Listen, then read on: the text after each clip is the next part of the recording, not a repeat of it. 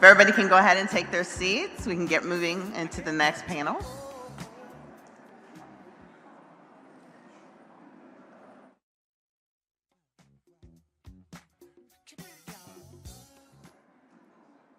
Okay. And if we could, there's a lot of empty space down here in front, so if we could get everybody to move forward, that would be really, really helpful. Kind of fill in the front. Get up close and personal, like family. Thank you so very much. Thanks for moving up front.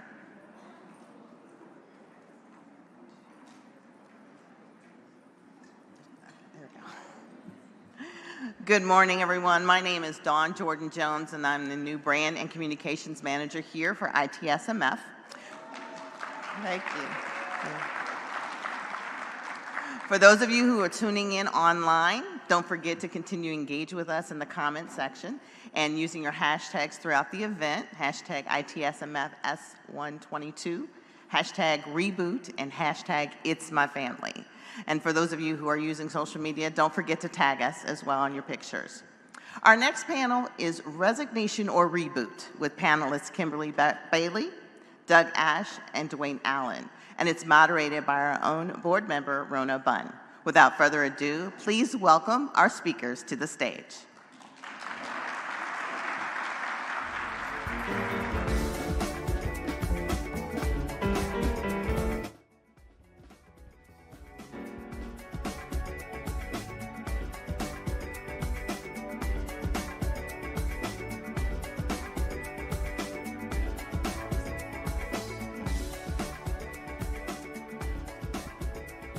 Good morning, everyone. Good morning, family. Good morning.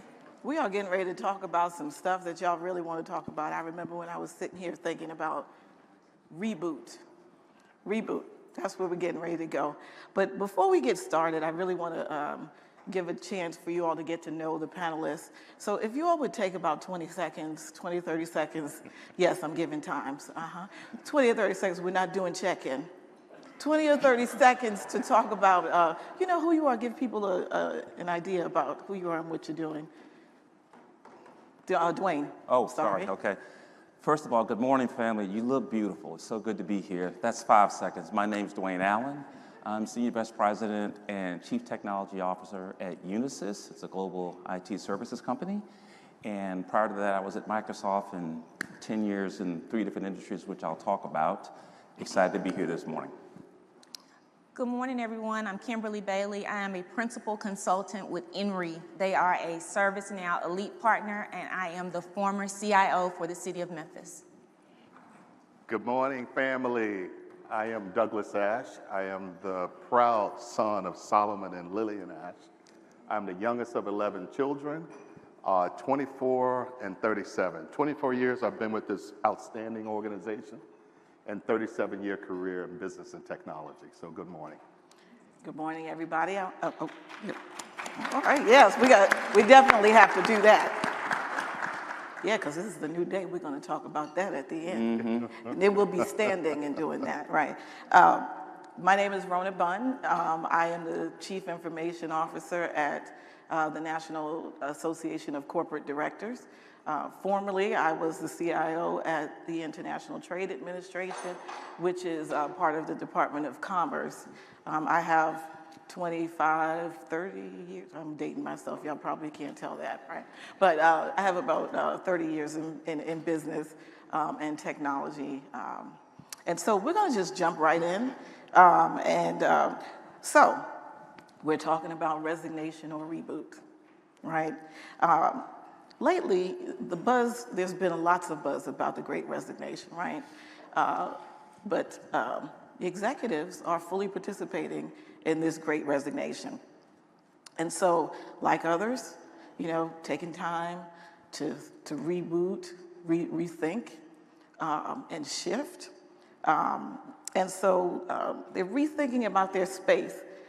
And the reasons for this, kind of span the spectrum. And so I want to kind of dive a little bit into that and see if we can understand the whys and help people think through, what they may be going through as they've taken a moment to think. And so recently I read a research article from Gartner, and they likened the attrition to buying a house or selling a house. And sellers typically, they're selling for one of four reasons, right? So either the house is not fit to live in anymore, something's broken, right? Or it no longer suits their needs, or there are a lot of other houses that are more attractive, or they don't want to live in the house at all. So I'd like to see if any of these things resonate with y'all. So to Kim, in the fall of 21, you left your post as CIO for the city of Memphis, and you completely shifted your career to consulting. So what were the signs that suggested it was time to make that move? Give us an idea of what was going on in your head. Whew. So I would say all four of the all of four of the those house, things were right. scenarios. Yeah. I was in the very grateful to be in that CIO role, and I became the pandemic CIO. I was appointed in January of 2020, and we all know what happened around that late February, March time. So it was a huge lift for a very short period of time, and we just had to do some amazing things. And in the middle of all of that, I just started thinking about some things I put on my vision board at the beginning of the year, and consulting was one. And never even thought about when it would happen, just wanted to try it. And so when I got the opportunity upon leaving the city of Memphis and becoming a full-time caretaker for my mother, it just made sense. Mm-hmm. It gave me flexibility. It gave me an opportunity to do something that I hadn't been doing before. And I was able to transfer all of that skill into helping other companies be better and do some things that I wasn't able to accomplish as the city of Memphis CIO. So it was all four things with the house. Awesome. But now we have a new house, and we're excited about it. All right, I can't wait to hear about the new house. Okay, so Dwayne, you have quite the journey here. So you made a couple of shifts since 2019. 2019, you left Masonite as CIO. Did I get the date right? 2019, yeah. To be the global digital strategist at Microsoft for 2 years. And then recently, now you are at Unisys as SVP and CTO. You think any of those house analogies apply to your moves? Absolutely, but I'm going to add something to what Gartner said. So there were several analogies about the house. I'm going to add that it's also the neighborhood, okay? All right. And you know why? All right. You know why? Because the neighborhood is culture, okay? Yeah. And so you're right. I've done a few shifts, but I'll tell you, I'm going to tell my age. Prior to that, I did 10 years in hospitality, and then 10 years in financial services with 2 banks, then 10 years in manufacturing. Then I went to the dark side, right? Then I went to the IT services side. So I was rebooting before rebooting was rebooting, okay? But I think the reason I went to the neighborhood is what I've learned in these shifts is 2 things. Embrace learning. One of my favorite words in the English language is aptitude. You have the aptitude to learn and do more than you think. So some of these shifts that have occurred for me weren't part of a plan. My view is it was God's plan, not my plan. But that's a sermon, that's not a speech. But at times I was thinking I wanted to go a certain direction, but I kept myself open to doing things. Now, I talked earlier about the neighborhood and culture. The most important thing for me when you're looking at these things is culture, values, and chemistry. I'm going to repeat that. Culture, values, and chemistry. I don't care about the job description. I don't care about the pay. I don't even care about the location. If those 3 things aren't in place, it's not going to be what you expect, and you won't be all that you could be. And this is something I've learned through some painful journeys in some of these shifts, right? But I think it's important to embrace change, embrace learning, and then study the landscape. Because I'll be honest, the move to Microsoft wasn't something I had in my plan. But I started networking and opening and embraced learning and listening, and that's where I ended up. So I think that's important. But please, there's a lot of opportunities right now, and the process is accelerated, to be honest, because of COVID. So my journey to Unisys is a different story, but it occurred very quickly because you weren't getting on flights and setting up arrangements. It was Zoom meeting, are you free this day? I was adding time. So it can move quickly, and that's why you got to really try to examine the culture and the environment of where you're going to be, because this is a talented group, and we want to raise the intellectual capital, and I want you all to succeed. So that's what I would say. I'm going to try to be short, so I'll stop there. No, that was awesome. And I'm going to pull a thread there. You have to really understand the culture. I mean, I for years, I had a dream that I was going to be a CIO. I jumped into the federal government, jumped on board in the federal government to make that happen. But that culture certainly was not the culture that fit my needs. And the one thing I would add is that it's difficult to understand, by the way. I mean, everyone puts their culture on their website or on a placard or it's on the wall, but it's not that easy. So you've got to learn to ask questions. One of my go-tos I'll share with you when I'm interviewing with a company is I always ask, what are challenges other experienced hires have when they join this company? Not people out of college, but people I've worked 10 years somewhere else and then I've joined that company. Reverse engineer that, you learn a lot, because they might say, well, the problem is they don't understand we just get stuff done. Okay, well, this is a disruptive culture. There's really no, probably a lot of back pointing and blaming and so forth. But questions like that, you got to learn to ask some different questions and probe and kind of reverse engineer some of the answers, because it's not an easy thing to understand, but it's vitally important. I got to tell you. Absolutely, I 100% I'll double down on that one. When you are thinking about and you're assessing, evaluating these places that you're going, you've got to really dig in. In order to get these roles as executives, we have to go through a lot of interviews, and it's a good thing. Sometimes we complain about it. Oh my God, it's one more round. We got one more round, but it gives you the opportunity to really understand, and you should take it. If you don't get everything that you think you need, you should ask for a couple more interviews, because it's critical. You're making a really big investment in your life. It could mean the quality of your life if it is not the right decision, but definitely take that time to assess. So Doug, I'm going to turn to you now. You've had a long career. You just told us that, right? You've made several shifts. You moved up the IT ranks to CIO at Lockheed. You shifted to consulting. That seems to be a theme here.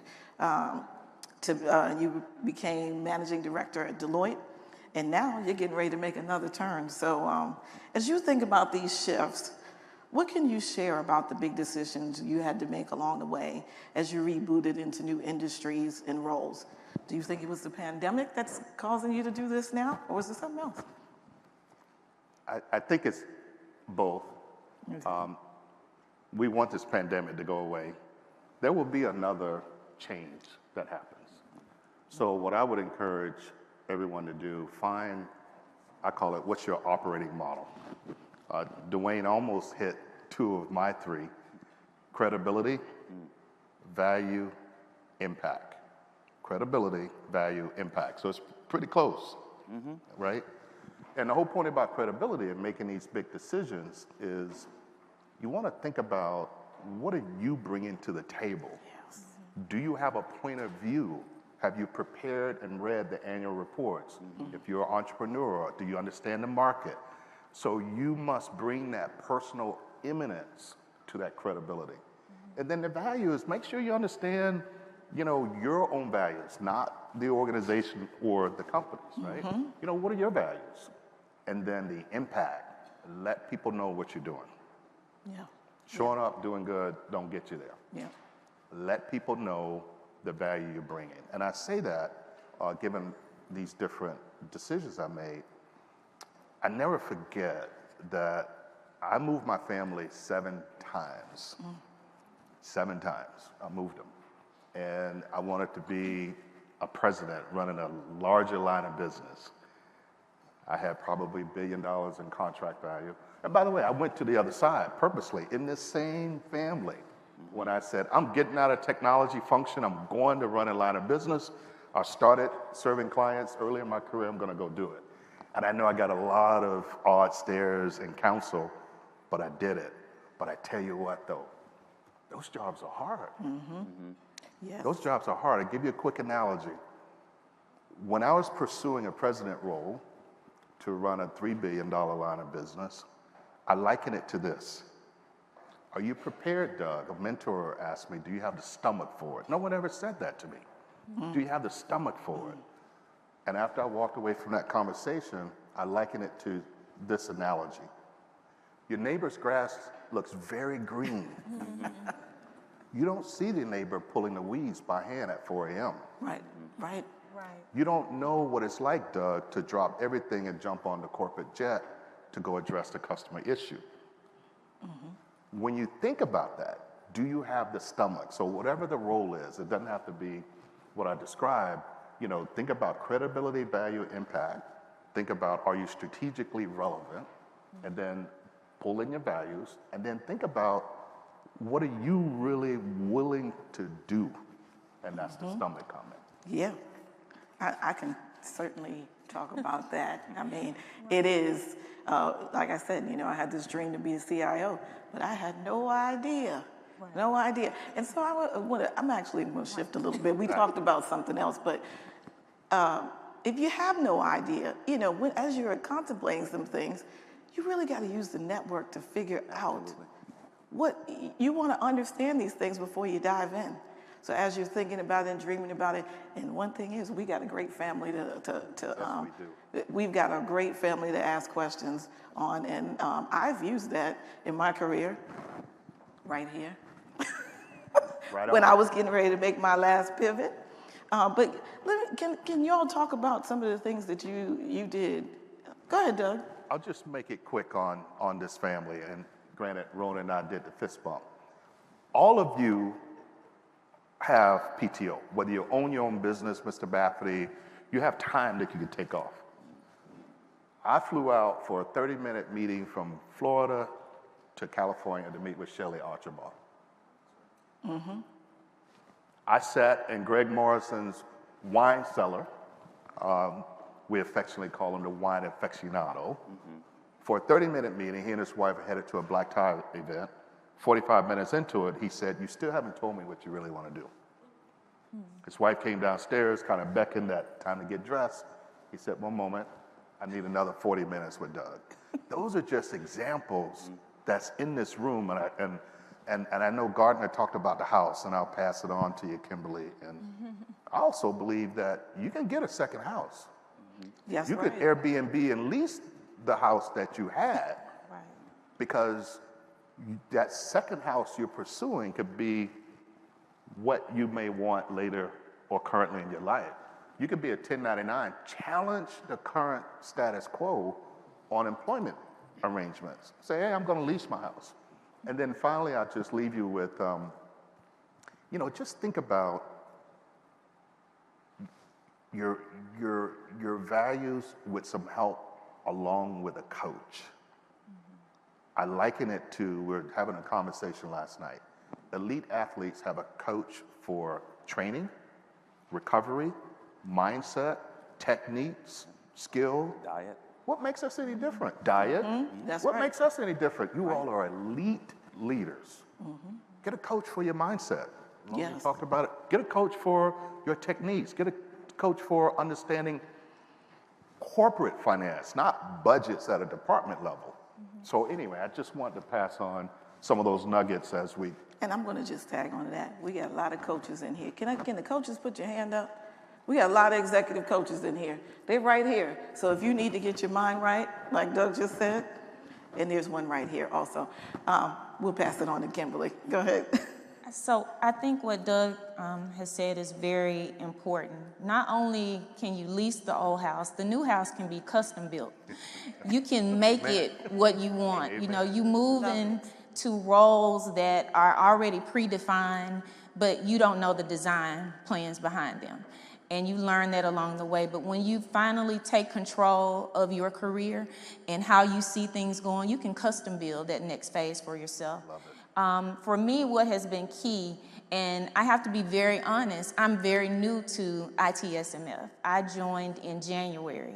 And my biggest regret is that I didn't listen to Jeff Stovall, who got me into this amazing organization when I first became the CIO of the city of Memphis. It would have been pivotal in how I was able to navigate those waters because I really felt like I was on an island every single day. I had a technology focus, they had a political focus. So things just didn't align all the time, and you just feel like you don't have anybody to talk to, especially when you are the only one who's techie around. So I credit now to Jeff saying, okay, you're doing something different. ITSMF is still for you. And this will be pivotal in my consulting career. And it will determine how I want to do it long term. So I'm custom building the house. I'm picking the floors right now, and I'm gonna pick the countertops in a little bit. And we're gonna move in and have a great celebration by the time all of this makes sense to myself and everyone else. So there's three quick points I want to hit. One, this whole session is about reboot or resign, and clearly I'm strongly in the reboot, refresh camp. But some of it depends on your mental state, because I tell you, I did a brief layover in resign, because right before Thanksgiving, I lost my father, who I'm extremely close to, who's like my role model and my idol and my hero. And if I were doing a job search now, I don't know what in fact, it was a little bit of a concern. I had a meeting I report to the CEO, and about late January, I told him, I said, you all showed up January 3rd, January 4th to start the new year. I said, my brain didn't show up until about 3 weeks later. I mean, I was really struggling and started to wonder, can I function right now? I'm just not in a good mental place, but obviously I've worked my way through it. So as you're thinking about these things, think about where you are mentally, because this reboot takes energy, it takes drive, it takes tenacity, and it's worth it. So I want to talk about that first. Second thing I want to talk is about the network. ITSMF has been pivotal to me, from going to work for Cummins, and the CIO there was a member, to talking to members as I'm making moves, bouncing things off of folks. And now I want to pay it forward. So I'm willing to help anyone think about interviewing, resume, how to pitch yourself, and so forth. And the final thing I want to say is, with the house analogy, you can do a complete renovation of yourself. You're the new house in the right neighborhood. And I went through this myself, because I remember talking to someone when the things weren't working out at Masonite, and he said, what do you want to do? And I said, I think I want to be a CIO someplace else, then maybe consult. And he said something to me I've never heard. He goes, you're wasting your time as a CIO. You should be working for Microsoft, Amazon, or Google. He could have told me I needed 3 heads. That sounded so foreign, like, what are you talking about?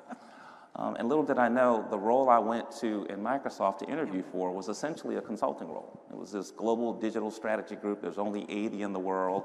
So I could easily talk myself out of that. Well, I've never been a consultant. I'm not going to do that. But you know what? I renovated this house. I put together a pitch. Here's the description.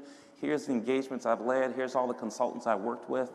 So I never saw myself as a consultant, honestly. I've always been, and I always said I'm a company guy. That's part of my DNA. And I got to do both in this role. So think about how you repitch yourself, and then talk to people about it. Because if I just stuck with this one path, I never would have had that tremendous experience, which then led to me being recruited for the role I'm in now. I'm going to jump in just real quick. I think Doug has one more comment too, but that is so, that is insightful. And so I actually went through the same thing. Is this the right thing for me? I'm a CIO, I don't want to be a technology, I don't want to just do infrastructure. That's not my thing, right? I'm a business leader. I want to change. I want to be a transformational leader. I want to be sitting at the table and making decisions about the strategy, the direction we want to go in. So I had to think through and really understand where I wanted to be in my next role when I was getting ready to make that pivot. And so I'm so glad that I really thought and waited. It took me 2 years to get there, to get to this place. But now I can actually sit at the table, and I'm not just talking about technology. That's the thing I do, right? I'm applying technology, but I wanted to be a business leader. So it's very important that you really take that time to soul search. Doug, we got like 2 minutes, so we can open up for questions. We talked about resources available. I'm looking at you, Andre. We have Familia here in this room. Andre, if you could just raise your hand. The high-tech community. Yes. Is our sister and brother organization to ITSMF. And let me tell you something. Including with ITSMF, or when I thumb through LinkedIn, our Hispanic brothers and sisters are doing it. reach out to them. Get to know Andre. Get to know our family, you know, within the Latin community, because they're equally as powerful and a resource to all of us. So I hope people come up to you, Andre, to get to know you. You and I go back 18 years with this organization. You have been a staunch supporter, but grab it. So I just had to make sure, especially for some of the new faces. So now we just got to pull one more point, because we've been talking about ourselves and what's making us, you know, change. But what can, you know, we are experiencing it on the other side also. Our employees are leaving. You know, could an employer have done something to keep you? Or what can be done? I'm going to go to Kimberly. Could the employer have done something to keep me? I think what you said earlier would have made a difference. You are a CIO that's at the table. I didn't have that real opportunity to just be at the table. So I think when we are in roles internally and we're moving along, we need to take the same diligence as if it was an external role to make sure we understand what the expectations are and what the role will actually be. A lot of times that gets negated when you're just moving up internally and you don't get all of the layers of interviews and things of that nature. So I think if I had had some of that, I would have understood a lot more about what wasn't going to happen in that role. But again, I'm very grateful. I was the first African-American female CIO for the city of Memphis. So I wouldn't change a thing. I wouldn't change a thing. Yes, right. And I'll always wear that with pride as a Memphian, and it's just going to make what's next even better. All right. A quick point, then we'll go to questions. As leaders and leaders of people here, there's two things we have to do. We really have to listen, and we have to act. And I jokingly call myself a recovering extrovert because I can talk all day. But I got to listen, create space for people. But once they tell you what their feelings are and what they're thinking, as a leader, you got to act on it because it's a hot market. So you really have to be listening, and people have to believe you're listening. We're going to go to questions in a minute. I'm going to let Doug give his final point. You're going to give the call to action. But if you have questions, you could line up at the microphones. Go ahead. You're going to get the final. The only thing final call to action. What were we asking for? Look, eagles don't hunt flies. It's been known eagles to soar at 20,000 feet with airplanes. And think about it, the smartest prey in the sky that ever existed almost. You all are eagles, soar. So whether an employer wants to, quote, keep you or not, it's not their choice, it's yours. Because the greatest freedom we have is the freedom of choice. And I say that with a smile. It's 500,000 unfilled technology jobs and business roles exponentially. So just think about where you're soaring. I really do mean that. We can talk more in detail about it. Do we have anybody at the mics? Hello, good morning. I'm Jane Harper. Good morning. Have any of you ever accepted a counteroffer for the company you already worked for? And if you did, can you talk about why? Once, only once. I'm telling my age now. I've worked for Marriott for 14 years, but at 8, I had got a great offer to leave, and I stayed. However, the fact that I was serious about leaving was the best thing that ever happened because they did take me seriously. And they always say never stay for money. And they did 3 things. It was more money, a new job, a new boss, and a commitment to a promotion in like 9 months. So I stayed. Every other time I've not done it though. I've even had recruiters try to talk me out of a job where I've signed the offer letter to say, no. One more round and we can send you here for more money. So just think about what's important and evaluate it. Don't say, no, I'm going to stick with it. But I've only done it once, and that was a long time ago. Every other time, I've not done it. Yeah, on that, sometimes I guess I felt offended that you didn't give it to me before you felt like I was about to. Say that. Absolutely. So That's right. It was kind of a little bit too late for me because I've been here, I've been performing, and if I was worth it, I would have liked it before I was ready to leave. So let's go over here. Hey, good morning. Morning. It's Kunle Oguneye. I work for Google. Thank you very much for the presentation, by the way.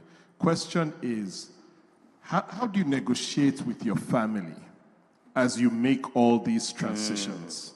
right? There's a gentleman that moved 7 times, and you moved your family, your spouse, your children. How do those conversations happen? When I moved my daughters the first time, I told them on my birthday and they cried. They were 7 and 9. My wife looked at me and she was crying. And I sat there on my birthday thinking, what did I do? Here's how I respond to that question. Yeah, children are resilient. You definitely have to nurture them. They didn't want to go house hunting. But I tell you, when if you have the opportunity to have a willing partner and mate, and you talk about it, and you set boundaries on what your time is going to be, you can get through it. And then at some point, we had to leave where we left in 4 or 5 years. And the same thing happened. They didn't want to leave Maryland because they began to enjoy it. So I would say, have the conversation with them as they get older. You commit to, yeah, we'll do fly-ins so you can see your friends where you establish in these cities. I think the number one thing for me, being married to Maria, was having the conversation. So we could talk some more about it. It gets a lot more, ingrained in that. So I hope that helps you on your question a little bit. The only quick thing I'd ask, I haven't moved as many times as Doug, but I've moved 3 or 4 times with my family.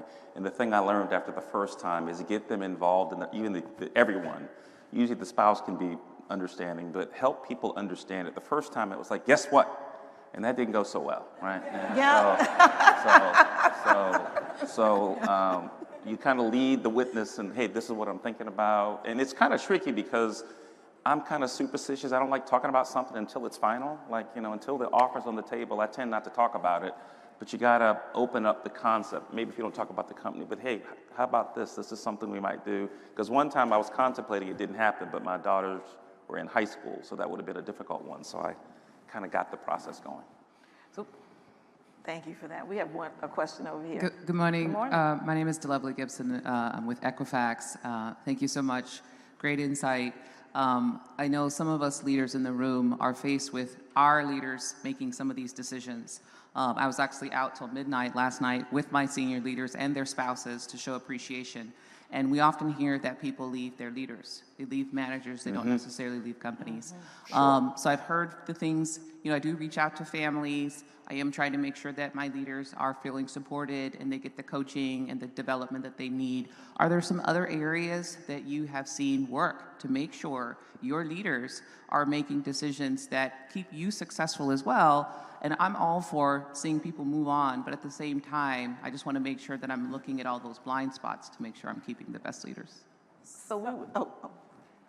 Did you want to go? Go ahead. So for me, I have a bit of an HR background. So I try to make sure that the human side makes sense when it comes to myself as a leader and the leaders under me. And with COVID and everything happening, I wanted us to be very intentional about not just checking on what people were doing, but checking on how they were doing. Yep. And I think they appreciated that a lot more than just checking in on the work all of the time. Making sure that they were okay. Did they need anything? And I think just having good engagement and connection and just being human. That just, if we just be human with our employees, I think that gets us a lot further along. Go ahead. I'll just be real quick because we can talk about this, but I have 5 direct reports. 3 of them were new, recruited outside virtually. Between one started July, one started August, one started September. So in addition to doing what she talked about, it's harder virtually. So you do have to check in. And I try to get a little bit more about what's going on personally. And they all got different things going on personally. I could talk more, but I think it's a really important question. We have 2 audience questions. Okay. The first, what are some things to consider when trying to reboot?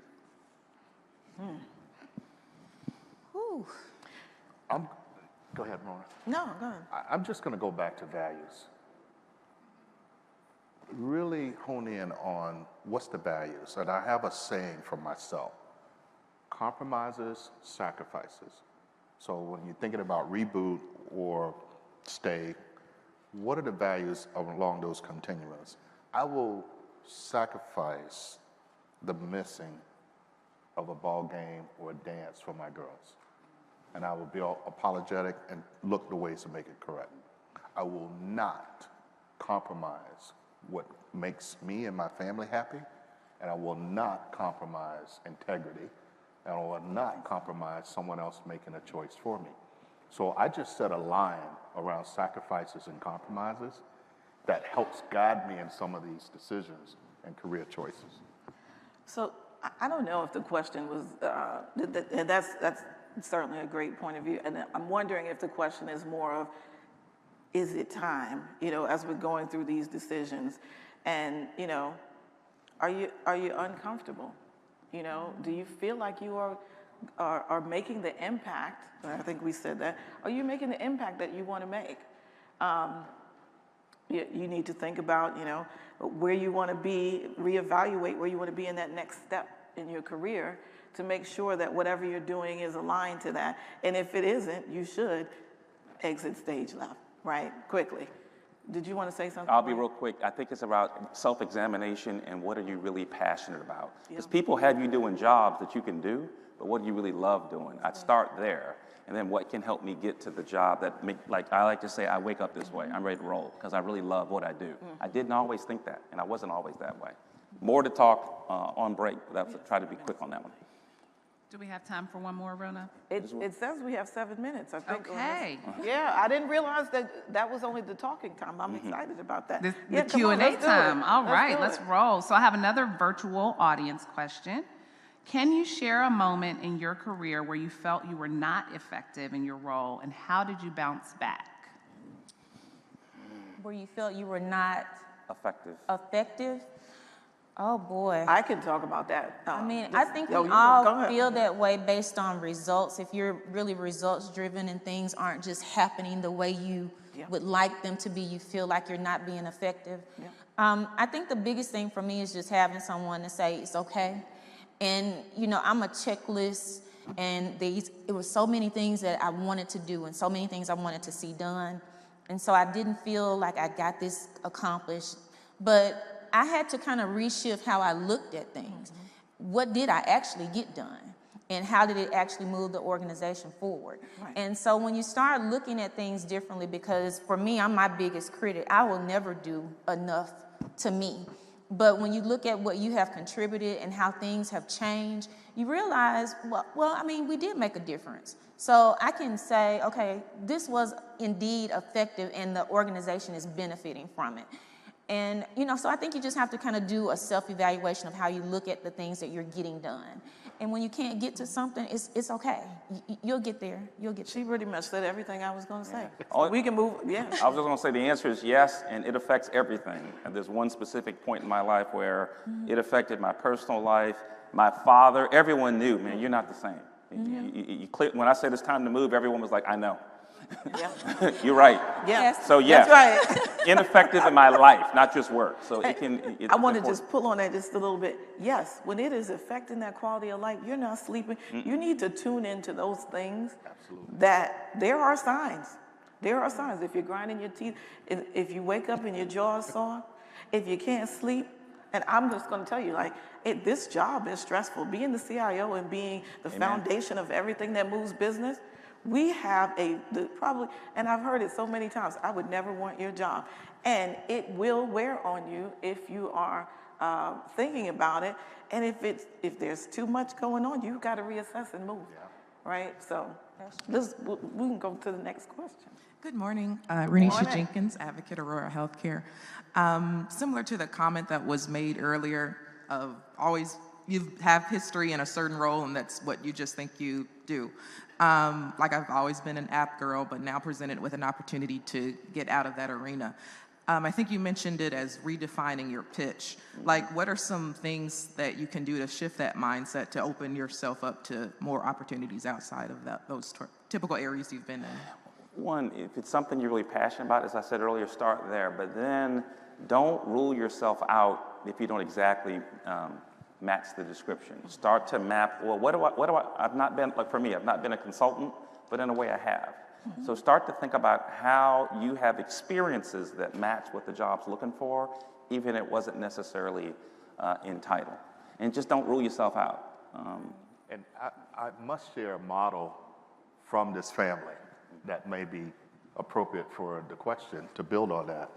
You know, ITSMF was when I learned about possible 4 phases in a career. So the first phase being momentum.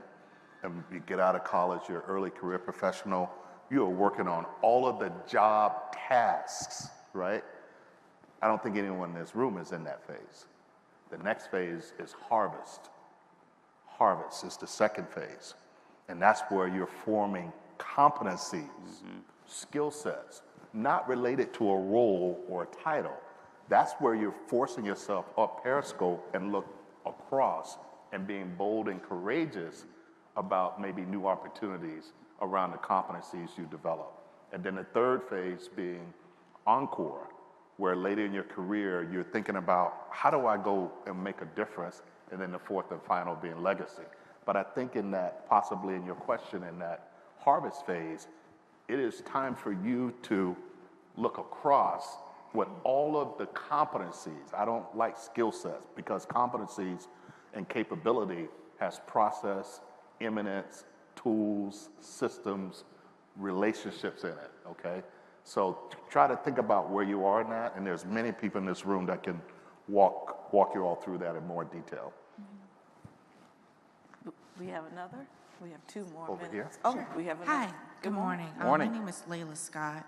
I wanted to ask about experiences that you've had and advice that you can pass along for setting healthy boundaries in an unhealthy work environment. Ooh, child. Yeah, right. That's, We in church now. that's jam-packed right there. You said, ooh, child, so go ahead. Well, I wasn't good at that at first. I always said yes because I felt like that's what was expected. And, but I learned very quickly that it wears you out. You have to know what your capacity is. And it's not determined by the job description. It's not determined by those ahead of you or above you. You know your capacity. And I'm with PTO. They didn't give it to you not to use it. So sometimes you have to take a break and step away. But boundaries are important. And if you don't exercise your right to use them, people who don't will always make sure they overstep yours. So you have to be upfront and forward about what you can and what you cannot do. And you don't have to apologize for it. You can, let's talk about this later. We learned yesterday about a good no, and it doesn't always have to mean no thank you. It's just, no, it doesn't align with where I am at this time. So I think you have to establish that, because if you don't, it will wear you out, because no one else will recognize it if you don't make it, very clear for them. So it may be difficult, like you said, because you start out with the yes. Yes, you want to please. Yes, you want to get it done. Yes, you can. You let everybody come in, and now you realize that you're kind of underwater. Don't be afraid to just set them and say it out loud. Hey, I've taken on too much, and I need to take my break. Do the shift. Don't worry about what people are going to think, because at the end of the day, when you are stressed out and gone, and you're over here taking Xanax and or take Ambien at night to go to sleep, or you can't go to work, there will be somebody else sitting in your seat. So don't be afraid to just go ahead and say it. Go ahead, Don. No, You want to say? Toxicity, don't engage in it. Remember, you got the choice. Just, I'm saying it black and white. Don't engage in it, because you have to decide how you want to show up in that. Yeah. My father used to say, don't swim in the muck with people who are in the muck. That makes it very clear to me throughout my career. So we could talk some more. I know that. Oh, yeah, that's right. And so if anybody has any further questions, we'll stand around for a little while and Well, talk. I'll make one comment on this one, which is, in addition to setting the boundaries, one of the things I learned is it usually doesn't get better. All right, so while you're doing that, I tried to stick it out and all that, and I became this person where everyone, even my father, was like, yeah, you're not the same. I'm glad you're making a move. So set those boundaries, but think about, unless significant change is going to occur, think about an opportunity to shift either inside your company or somewhere else, because typically it doesn't get better. And to add to what Doug said, there's a saying in the South, never wrestle with a pig. because you both get messy, but the pig enjoys it. So thank y'all for listening to us. But before we go, I just want to say, we have got to celebrate this one thing. Yes, sir. Yes, ma'am. Today is the big reboot for my great friend right here, Doug Ash. Today is the first day of the next chapter as he goes into preferment. That's what he calls it. Big Doug. Thank you all. I love you. Listen, that was awesome. That was awesome. It was awesome. Oh, my brother, congratulations.